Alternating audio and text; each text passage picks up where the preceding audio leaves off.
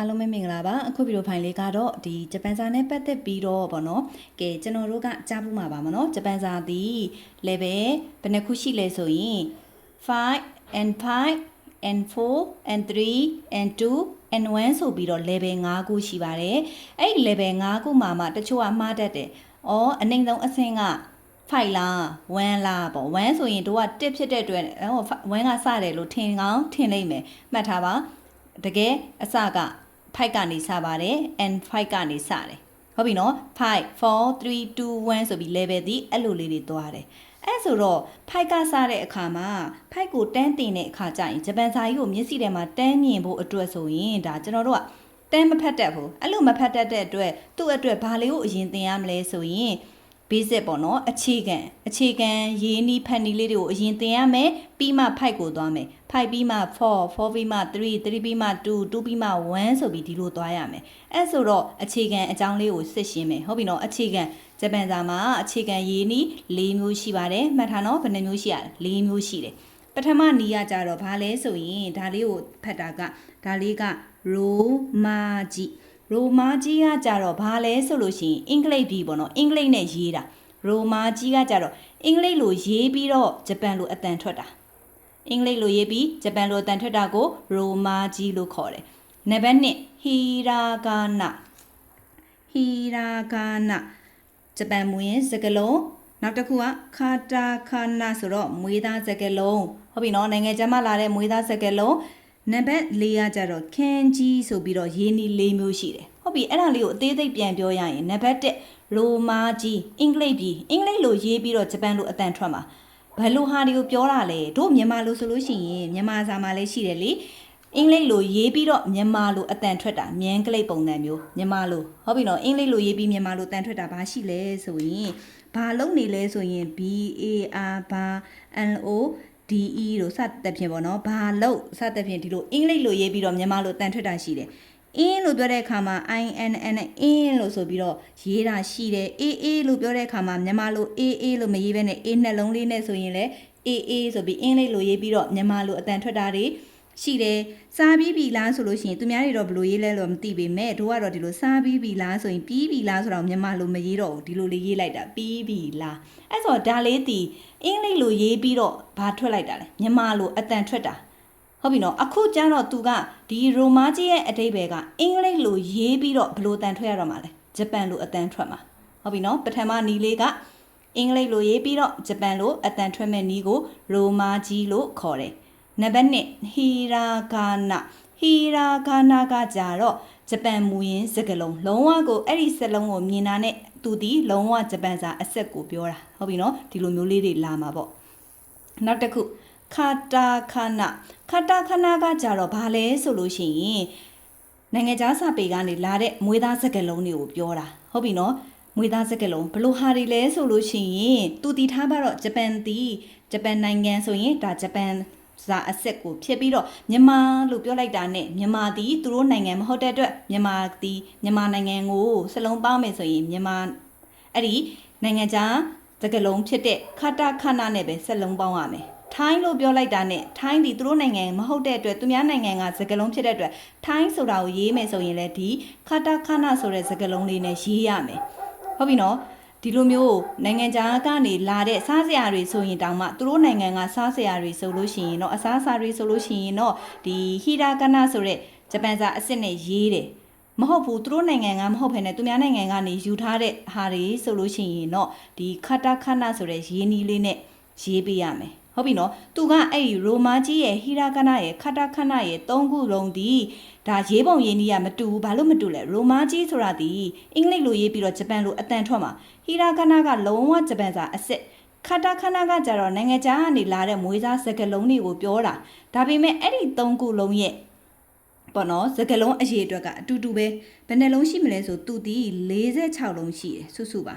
ဒီရိုမာကြီးကအင်္ဂလိပ်လို46လုံးအင်္ဂလိပ်လိုရေးပြီးဂျပန်လိုတန်ထွက်တာလဲ46လုံးရှိမယ်နောက်တစ်ခုဟီရာဂနာဂျပန်မူရင်းစကားလုံးမြန်မာလိုဆိုရင်တော့ကာကြီးခါခွေပေါ့မြန်မာသားအဆက်ကကာကြီးခါခွေလေအဲ့လိုပဲသူတို့မူရင်းဂျပန်စာအဆက်ကကြတော့ဒီပုံစံလေးနဲ့ရေးမယ်အဲ့ဒီအတွက်ကလည်း46လုံးရှိတာပဲ तू ကတခါခတခဏဆိုတာကလည်းဒီ46လုံးအရေးတွက်ချင်းကအတူတူပဲရေးပုံရေးနည်းကွာသွားတာအတန်အတွက်အတူတူပဲဟုတ်ပြီနော်ဒါကြောင့်မို့လို့ဒီမှာမှတ်ချက်အနေနဲ့ရိုမာကြီးရဲ့ဟီရာကနရဲ့ခတခဏရဲ့ကစာရေးသားနည်းမတူတော့လဲအတန်အတွက်တူတယ်လို့ပြောတာဟုတ်ပြီနော်အဲ့ဆိုတော့နောက်ဆုံးကခန်းကြီးစကားလုံးကကြတော့ဘာလဲဆိုရင်တရုတ်ကနေဆင်းသက်လာတာဟုတ်ပြီနော်အဲ့ဒီစကားလုံးလေးကတရုတ်ကနေဆင်းသက်လာပြီးတော့မှယူထားတဲ့ဟာလေးပေါ့နော်ဒါလေးကအဲ့ဒါသိရင်ရပြီအဲ့ဆိုရင်အဓိကသိရမှာကဂျပန်သားမှာအခြေခံရေးနည်း၄မျိုးရှိတယ်ပထမနည်းကရိုမာကြီးဒုတိယနည်းကဟီရာဂါနာတတိယနည်းကခတာခါနာနောက်ဆုံးနည်းကခန်းကြီးဆိုပြီးတော့ရေးနည်း၄မျိုးရှိတယ်၄မျိုးထဲမှာမှရိုမာကြီးဆိုတာအင်္ဂလိပ်လိုရေးပြီးတော့ဂျပန်လိုအတန်ထွက်တာဟီရာဂါနာဆိုတာကဂျပန်မူရင်းစကားလုံးတွေကိုပြောတယ်ခတခဏဆိုတာကနိုင်ငံခြားစာပေကနေလာတဲ့စကားလုံးမွေးသားစကားလုံးတွေနာမည်ဆိုတာဒီသူတို့လူမျိုးနာမည်မဟုတ်ဘဲနဲ့သူများနိုင်ငံကနာမည်တွေပေါ့နော်အဲ့လိုမျိုးဆိုရင်လည်းဒါသူများနိုင်ငံကလာတာဖြစ်တဲ့အတွက်အဲ့ဒီခတခဏလေးပဲရေးရမယ်ခန်းကြီးကကြတော့တရုတ်ကနေဆင်းသက်လာတဲ့စကားလုံးဖြစ်တယ်ဒါကတော့လုံးဝကိုအခက်ဆုံးပေါ့နော်အဲ့မှာ1နဲ့3ဒီဒါရေးပုံရေးနည်းမတူတော့လဲအတန်တွက်တွေတူတယ်စကားလုံးအရေးအတွက်လည်းအတူတူပဲဟုတ်ပြီနော်ဒါလေးကိုသိမယ်ဆိုလို့ရှိရင်ကဲအဲ့ဆိုတော့ပထမနည်းဖြစ်တဲ့ရိုမာကြီးအင်္ဂလိပ်လိုရေးပြီးတော့ဘယ်လိုအတန်ထွက်မှာလဲဂျပန်လိုအတန်ထွက်မယ်ဆိုတဲ့ဟာလေးကိုအရင်ရှင်းပြမယ်ဟုတ်ပြီနော်အဲ့ဆိုတော့သူကကြတော့ကဲရိုမာကြီးစုစုပေါင်း46လုံးရှိတယ်ဟုတ်ပြီနော်မှတ်ထားနော်စုစုပေါင်း46လုံးရှိပါတယ်မြန်မာသားဆိုလို့ရှိရင်တော့ဘယ်နှလုံးရှိရလဲမြန်မာသား33လုံးရှိတယ်လို့ပဲသူတို့ဒီလဲစုစုပေါင်း46လုံးရှိတယ်အဲ့မှာရိုမာကြီးရင်းနီး46လုံးရှိမယ်ဟီရာကန46လုံးရှိမယ်ခတခဏရင်းနီး46လုံးရှိမယ်သူကဒါရေးပုံပဲကွာသွားတယ်စုစုပေါင်းအရေးအတွက်ကအတူတူပဲအဲ့မှာမှ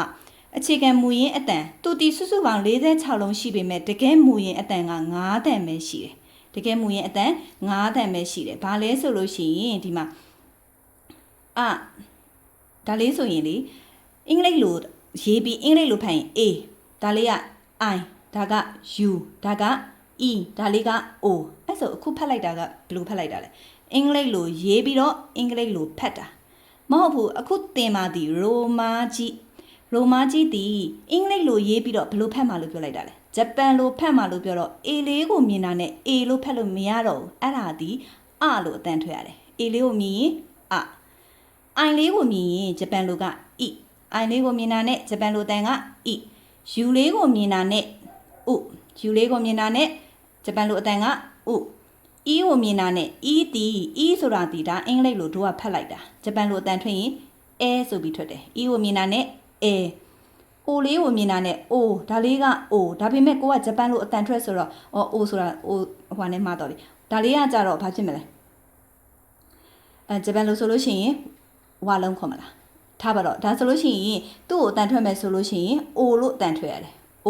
အဲ့ဆိုတော့ A လေးကိုမြင်ရင်I ကိုမြင်ရင် E U ကိုမြင်ရင် E ကိုမြင်ရင် A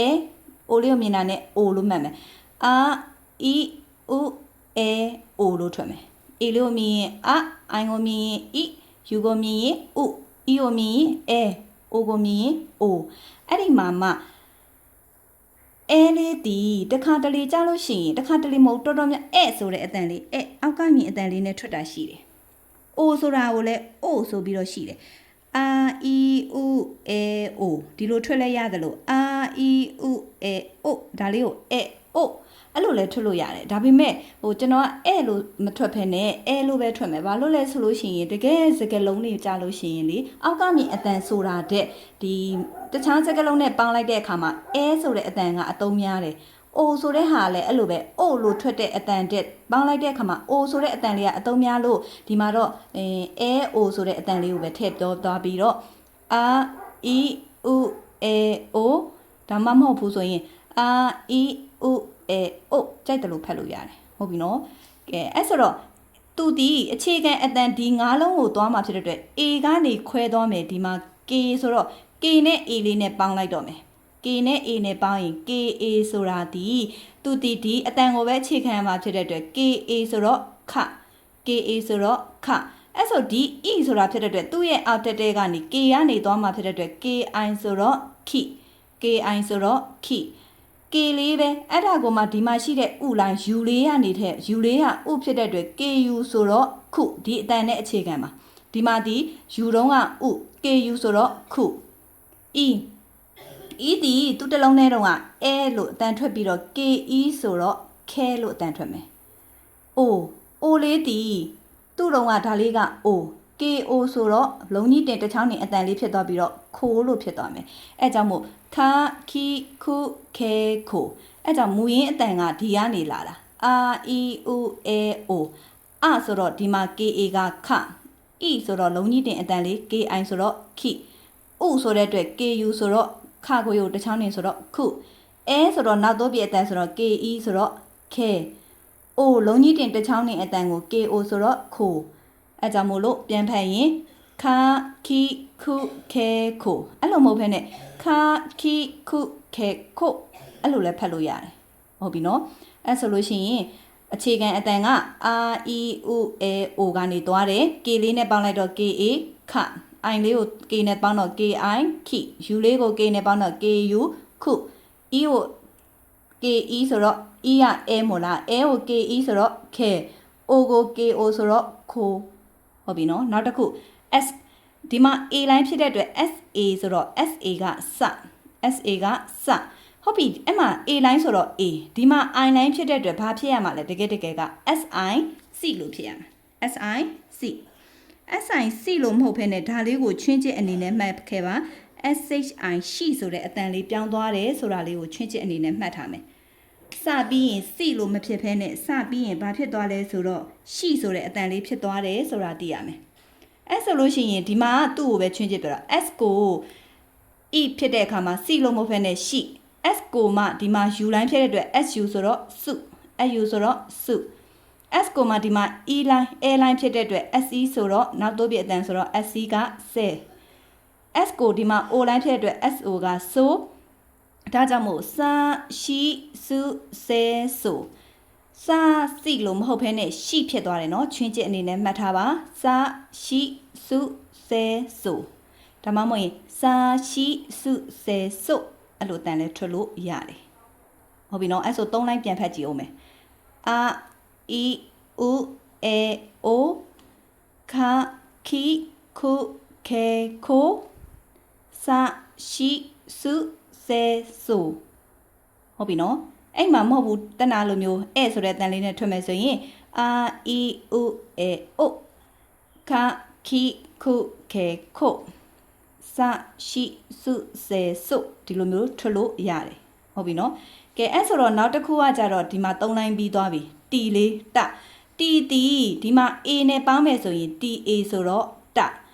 T ကိုပဲဒီမှာ I နဲ့ပေါင်းရမှာ TI T လို့မဟုတ်ဘဲနဲ့သူ့ကိုလည်းချင်းချင်းအနေနဲ့ CHI ချိဆိုတဲ့အတန်လေးဖြစ်သွားတယ်ဆိုတာသိရမယ် CHI ချိချင်းချင်းနော်ဒီမှာ T ဖြစ်တဲ့အတွက်ဒီမှာ U ဆိုရင် TU2 လို့ဖြစ်မဲ့ဒါသူက TSU ဆိုတဲ့အတန်လေးဖြစ်သွားတယ် TSU အဲ့ဆိုသူ့ကိုじゃဘယ်လိုအတန်ထွက်မလဲဒါကစုဒါလေးကစုကိုမှဒါလေးကလေ T တန်လေးနဲ့စု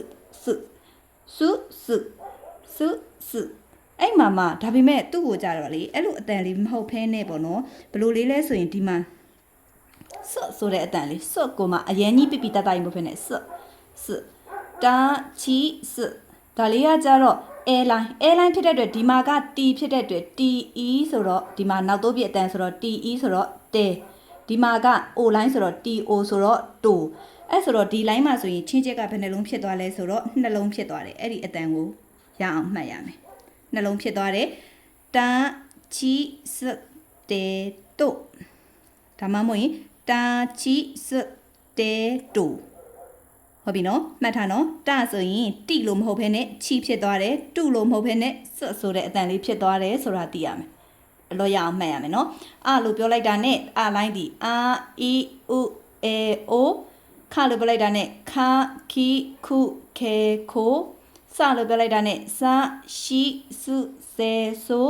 တလို့ပြောလိုက်တာနဲ့တာချီတဲတိုရရင်နော်အဲ့လိုဖြစ်သွားတယ်အဲ့ဒီမှာလေးဒီမှာတော့မပြောလိုက်ရတာခဆိုလို့ရှိရင်ခဆိုတဲ့ခကွေးတန်ထွက်တယ်လို့ကဆိုတဲ့အတန်လေးလည်းထွက်လို့ရတယ်ဒါလေးကဟုတ်ပြီနော်ကလို့လည်းထွက်လို့ရတယ်အဲ့ဆိုတော့နောက်တစ်ခုန NA အဲ့ဆို A line ဖြစ်တဲ့အတွက် NA ဆိုတော့နာဒီမှာ E line ဖြစ်တဲ့အတွက် NI ကနီU line ဖြစ်တဲ့အတွက် NA ဆိုတော့ NU နုဒီမှာ A line ဖြစ်တဲ့အတွက် NE ဆိုတော့နေဒီမှာက NA ဒီမှာ O line ဖြစ်တဲ့အတွက် NO ဆိုတော့ no နာနီနုနေနိုဒါမှမဟုတ်ရင်သူဒီ no ဆိုတဲ့အတန်အပြင်နောက်ထပ်ဘာလေးရှိလဲဆိုရင် not ဆိုတဲ့အတန်လေးရှိတယ်ဒါလေးကအသုံးများတယ် no လို့ထွက်တာရှိတယ် not လို့လည်းထွက်တာရှိတယ်ဒါကြောင့်မို့နာနီနုနေနိုဒါမှမဟုတ်ရင်နာနီနုနေ not ဟုတ်ပြီနော်အဲ့ဒီမှာဒီ line မှာချွင်းချက်မရှိဘူးဘာလို့လဲ NA လို့ပြောလိုက်တာနဲ့ A ဆိုတော့ NA နာ I လို့ပြောလိုက်တာနဲ့ NI နိဒီမှာ U ဆိုတော့ NU နု A ဆိုတော့ NE နေ NO no ဒါမှမဟုတ်ရင် not ချွင်းချက်မရှိဘူးခုနကပြောတဲ့ချွင်းချက်ဒီမှာ2 line မှာပဲရှိသေးတယ်အဲ့ဒီချွင်းချက်ကိုရအောင်မှတ်နော်အဲ့ဆိုနောက်တစ် line အဲ့ပြီးတော့ H မှာ A နဲ့ပေါင်းမယ်ဆိုရင် HA ဆိုတော့ဟာ HA ကဟာ I နဲ့ပေါင်းမှာ E line ဖြစ်တဲ့အတွက် HI ဆိုတော့လုံးကြီးတင်တန်ပေါင်းတော့ he HI he အဲ့ဒီမှာတကယ်က H ဖြစ်တဲ့အတွက်ဒီမှာ U နဲ့ပေါင်းရင် HU ဟုလို့ဖြစ်ရမှာ HU ဟုလို့ဖြစ်မဲ့အစား FU ဆိုတဲ့အတန်လေးချွင်းချက်လေးမှတ်ရမယ် FU ဖု F ဆိုတော့ဖောက်ထုတ်တန်လေးဒါကြောင့်ဖောက်ထုတ်ကိုတစ်ချောင်းနဲ့တန်ဆိုတော့ FU ဖု ဒီမှာသူပဲချွင်းချက်ဒီမှာ H line ဖြစ်တဲ့အတွက် H က8ပဲဒီမှာ A ဆိုတော့ A ထည့်လိုက်တော့ HE ဆိုတော့ hair ဆိုတဲ့အတန်လေး HE hair H ဒီမှာ O line ဆိုတော့ O ထည့်လိုက်တော့ HO ဆိုတော့ ho HO ဆိုတော့ ho ဒါကြောင့်မို့ဟာ he who hair ho လို့မဟုတ်ဖြစ်နေဒီနေရာမှာ fu ဆိုတဲ့အတန်လေးဖြစ်တော့ဟာ he fu hair ho ဟာ he fu hair ho ဟုတ်ပြီနော်ဒီမှာ fu ဒီချွင်းချက်ဆိုတာလေးကိုသိရမယ်ချွင်းချက်၄လုံးရှိရနော်သေချာကြည့်ပါနောက်တစ်ခု MA ဒီ A နဲ့ပေါင်းရင် MA A ဆိုတာဒီ အဆိုတဲ့အတန်ထွက်တော့ MA ဆိုတော့မပေါ့ A ကအဆိုတော့ MA ကမ E line MI ဆိုတော့ E ကဒါလေးက E MI ဆိုတော့မိဒီမှာကဥ MU ဆိုတော့မူတစ်ချောင်းနေတယ် MU ကမူ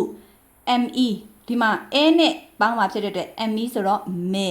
ဒါက MO O line ဖြစ်တဲ့အတွက် MO ဆိုတော့မိုဒါကြောင့်မို့မမီမူမဲမိုချွင်းချက်မရှိဘူးမမီမူမဲမိုနောက်တစ်ခု YA ဒီမှာဒီ A ကအဆိုတော့ 1A ကရ 1A ကရ YI ဆိုတဲ့အတန်မရှိဘူးနောက်တစ်ခု U line မရှိတော့ YU ကဒီမှာတစ်ချောင်းနှင်ထန်ဆိုတော့ U YU U ရ U ဒီမှာ A line မရှိဘူး O line မရှိတော့ YO ကယော့ရ U ယော့ဒါလေးကကြတော့ယော့လို့အတန်ထွက်တယ်ရ U ယော့ရ U ယော့ရကောင်းတဲ့ယော့ယော့ရပလက်နဲ့ယော့ယော့ရပါတယ်နော်ရ U ယော့သူဒီ I line မရှိဘူးဘယ် line မရှိဘူးလဲ A line မရှိဘူးဆိုတာသိရမယ် E line မရှိဘူး A line မရှိဘူးသူဒီရှိတာဒီအရဲ့ဥရဲ့ O ရဲ့ line ပဲရှိပြီးတော့ရ U ယော့ဆိုတဲ့အတန်ပဲရှိတယ်ဆိုတာသိရမယ်ဟုတ်ပြီနော်နောက်တစ်ခု RA ဆိုတဲ့အတန်မှာ RA ကလေရာကောက်အတန်အဆက်မဟုတ်ဖ ೇನೆ ရဆိုတဲ့အတန်လေးရ RA ကရဝနဲ့ရာကောက်တဲ့အတန်လေးလေရ RA ရ R နဲ့ I နဲ့ဆိုရင် ri ရာရိ RU ဆိုရင်တစ်ချောင်းနေတန်ဆိုတော့ ru ရာရီရုရာရီရုအာကိုဒီမှာ A line နဲ့ပေါင်းတော့ re ရာရီရုre အာကို O line နဲ့ပေါင်းတော့ ro ရာရီရုre ro ရနော်ရာရီရုre ro ဒါမှမဟုတ်ရင်သူဒီလတန်နဲ့ထွက်လို့ရတယ်ဒါရာကောက်အတန်အစစ်မဟုတ်ဘူးနော်ရဆိုတဲ့အတန်လေးရာရီရုre ro နောက်တနည်းအားဖြင့်လာတန်ထွက်လို့ရတယ်လာလီလာဆိုတော့လုံးကြီးတင်တန်ဆိုတော့လီဒါလေးကတစ်ချောင်းနေဆိုတော့လူဒါလေးဆိုရင်လဲဒါလေးဆိုရင်လိုလာလီလူလဲလိုလို့ထွက်လို့ရတယ်လို့ရာရီရုre ro ဆိုပြီးတော့လဲထွက်လို့ရတယ်ဟုတ်ပြီနော်နောက်တစ်ခုကကြတော့ဒီမှာကဘာလဲဆိုလို့ရှိရင် W တန်ဆိုတော့ WA ဆိုတော့ WA E line မရှိဘူး O line မရှိဘူး A line မရှိဘဲနဲ့ O လိုင်းပဲရှိတော့ W O ကကြတော့ဝို့လို့တန်ထွက်တယ်ဝို့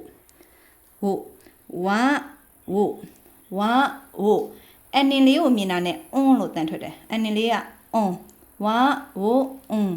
ဝဝရရင်နော်အဲ့ဆိုလို့ရှိရင်ပြန်ဖတ်ကြမယ်အဲ့ဆိုတော့သူ့ရဲ့အခြေခံအတန်ဒီအာအီဥအေအိုဆိုတဲ့အတန်ကနေသွားတာအဲ့ဒီမှာ K နဲ့ကတာနဲ့ KA ဆိုတော့ခမို့လို့ခခီခုခဲခိုခခီခုခဲခိုတခါတလေခနေရမှာဒီမှာကဆိုတဲ့အတန်လေးလဲထွက်လို့ရတယ်ဟုတ်ပြီနော်နောက်တစ်ခုစဆိုလို့ရှိရင်စာရှိစုဆဲဆိုလို့မဟုတ်ဘဲနဲ့စစိလို့မဟုတ်ဘဲနဲ့ရှိဖြစ်သွားတယ်ဆိုတာလေးကိုသိရမယ်ပါဇက်ကနေဆွဲအောင်မှတ်ထားစလို့ပြလိုက်တာနဲ့စရှိစုဆဲဆိုနောက်ပြီးတော့တလို့ပြလိုက်တာနဲ့တာတီတုတဲတိုလို့မဟုတ်ဘဲနဲ့တာချီစတဲတိုဆွတ်လို့အတန်လေးကိုဆွတ်လို့အပီတာကြီးမဟုတ်ဘဲနဲ့တာချီစတဲတိုနာဆိုရင်နာနီနုနေနိုဒါမှမဟုတ်ရင်နာနီနုနေနော့ဟာဟီဖူလို့မဟုတ်ဘဲနဲ့ဖူဒါလေးကိုချင်းချင်းမှတ်မယ်ဟာဟီဖူဟေဟိုဟာဟီဖူဟေဟိုမမိမှုမေမိုမမိမှုမေမိုဒါဆိုရင်ယယူယော့ဒီမှာ E လိုင်းမရှိဘူး A လိုင်းမရှိဘူးဆိုတာသိရမယ်ယယူယော့နောက်တစ်ခုရနော်ရကအစက်မဟုတ်ဘူးရရီရူရေရိုရာရီရူရေရိုနောက်တနည်းအားဖြင့်လာဆိုတော့လာလီလူလေလိုဝါဝိုဝါဝိုဟုတ်ပြီနော်အဲ့လိုအတန်လေးရှိတယ်စဉ်းစားကြည့် A ဆိုတော့အဆိုတော့ KA ဆိုတော့ခ SA ဆိုတော့စ TA ဆိုတော့တ NA ဆိုတော့န HA ဆိုတော့ဟ MA ဆိုတော့မ YA ဆိုတော့ယဒီအတန်လေးကိုအခြေခံတာ RA ဆိုတော့ရဒါမှမဟုတ်ရင်လ WA ဆိုတော့ဝဒီမှာတော့ကတော့တတ်ထားလိုက်တော့ E I လေးကိုမြင်ရင် E ဆိုတော့လုံးကြီးတင်တန်ဖြစ်တဲ့အတွက် KI ဆိုတော့ခိဟုတ်ပြီနော်ဒီမှာဆိုရင် SAD SU လို့မဟုတ်ဘဲနဲ့ SHI ဆိုတော့ပေါင်းကြည့်လေ SHI ဆိုတော့ရှိလုံးကြီးတင်တန် SHI ရှိဒီမှာတနေရာမှာတိမဟုတ်ဘဲနဲ့ချိဆိုတော့ CHI ကချိလုံးကြီးတင်တန် CHI ချိ NI ဆိုတော့ဒီနေရာမှာနာကိုလုံးကြီးတင်ဆိုတော့နိ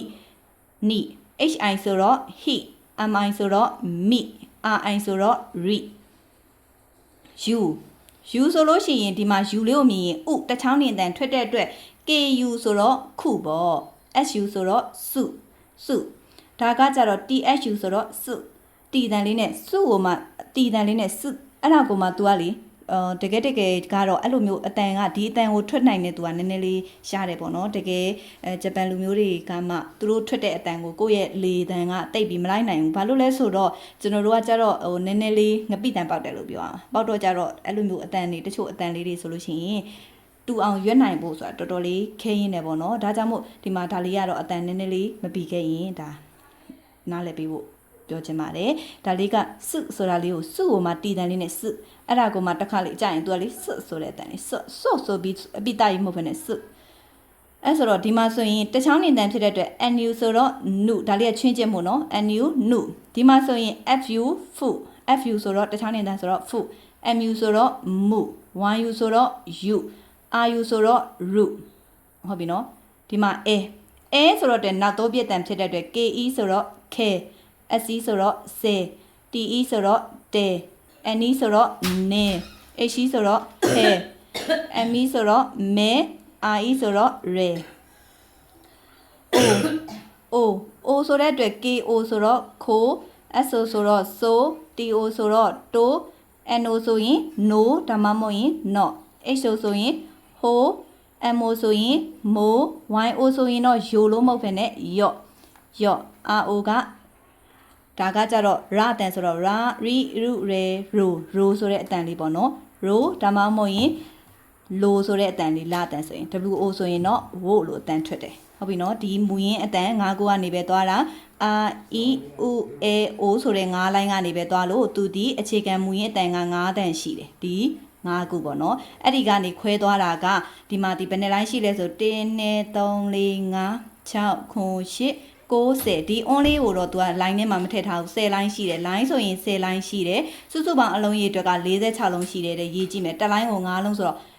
5 10 15 20 25 30 35 35ရဲ့ဒီဟာ3လုံးနဲ့ဆို38 38ရဲ့5ဆိုတော့38ဆို39 40 41 42 43 44 45 46အဲကြောင့်မို့လို့သူ့ရဲ့စကလုံးစုစုပေါင်းကဘယ်နှလုံးပဲရှိရလဲ46လုံးရှိတယ်ဆိုတာသိရမယ်ဟုတ်ပြီနော်အဲဆိုလို့ရှိရင်အဓိကမှတ်ရမှာဒီ A လေးကိုမြင်ရင် A လို့ထွက်ရမယ် I လေးကိုမြင်ရင် E လို့ထွက်တတ်ရမယ် U လေးကိုမြင်ရင် U လို့ထွက်တတ်ရမယ် A ကိုမြင်တာနဲ့ E လေးကိုမြင်တာနဲ့ A လို့ဖြစ်ရမယ် O ဆိုရင်ဒါလေးက O ဒါကြောင့်မို့ပြန်ဖတ်ရင် A E U A O ခါဆိုတော့ခခီခုခေခိုစာရှိစုစေဆိုတာချီစတေတိုနာနီနုနေနိုဒါမှမဟုတ်ရင် no ဟာဟီဖူဟေဟိုမမီမူမေမိုယာယူယောရာရီရူရေရိုဒါမှမဟုတ်ရင်လာလီလူလေလိုဝါဝိုဟုတ်ပြီနော်ဝါဝိုအဲ့မှာမှတီအီလို့မြင်တာနဲ့တဲလို့ဆိုတတ်ရမယ်အမီလို့မြင်တာနဲ့မဲလို့ဆိုတတ်ရမယ်NI ဆိုတာနဲ့နိလို့ဆိုတတ်ရမယ် MI ဆိုရင်မိလို့ဆိုတတ်ရမယ် NA ဆိုရင်န KA ဆိုရင်ခတခါတလေကဆိုတဲ့အတန်ရှိတယ် YA ရ HA ဆိုရင်ဟ SO ဆိုရင်ဆိုအဲ့ဒီ46လုံးကိုကြိုက်တာမေးပါဇက်ကနေအတန်ထွက်တတ်ရမယ်ဟုတ်ပြီနော်အဲဆိုမို့လို့အဲ့လိုလေးပြအောင်လေ့ကျင့်မယ်အရင်ဆုံး line ကိုအစင်လိုက်အရင်ရအောင်ကြည့်မယ်အစင်လိုက်ရဖို့ဆိုရင်